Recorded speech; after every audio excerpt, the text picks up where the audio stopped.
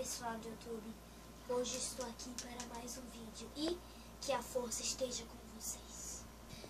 Então pessoal, aqui é meu mini estúdio, tá, aqui é meu mini estúdio, aqui tem uma estante com a agenda do canal, que não vai ser assim, eu vou encapar, até esteja ser outro caderno, só coloquei aqui pra ver como ia ficar, esse aqui, almofadas, está certo, não está de como é Natal e Ano Novo também tá, vai. Aqui eu coloquei duas almofadas, né, pra ficar mais aconchegante. Então, e também tenho iluminação, que vai ter mais outras ali e ali. Ali e ali atrás.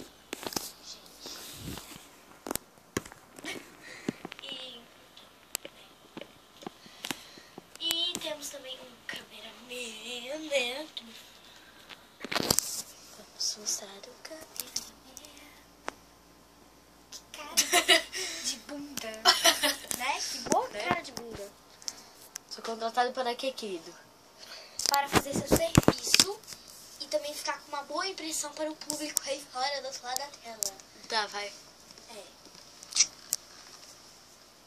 Então, pessoal. Deixa eu ver quem tem mais. Tá.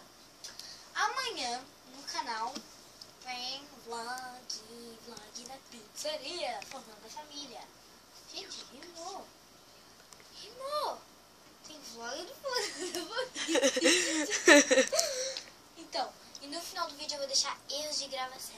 Erros de gravação. Então, vou deixar erros de gravação.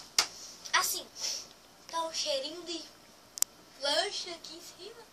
Mas esse ar-condicionado, essa coisa não tá dormindo aqui. Então, foi isso, pessoal. Espero que vocês tenham gostado e vocês vão rir muito com esses erros de gravação, hein? Vamos lá? Fala, pessoal do YouTube. Gente, eu nem tinha ligado, sabe? Tá, vai. Vamos, tira o vídeo. Vamos. Então, pessoal, aqui também tem almofadas aqui também. Almofadas que estão certinhas. E é Natal e Ano Novo também. É Natal. Ô, Guilherme, posso falar uma coisa? Tem que meter uma brocha? Sério? Ai, desculpa. Ah, gente, e também tem aqui a estantezinha.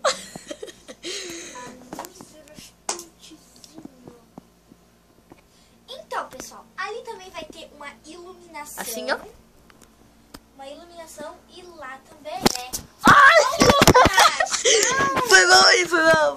ai, meu Deus. Mostra de novo, ali tem outra iluminação. Vai ter, né?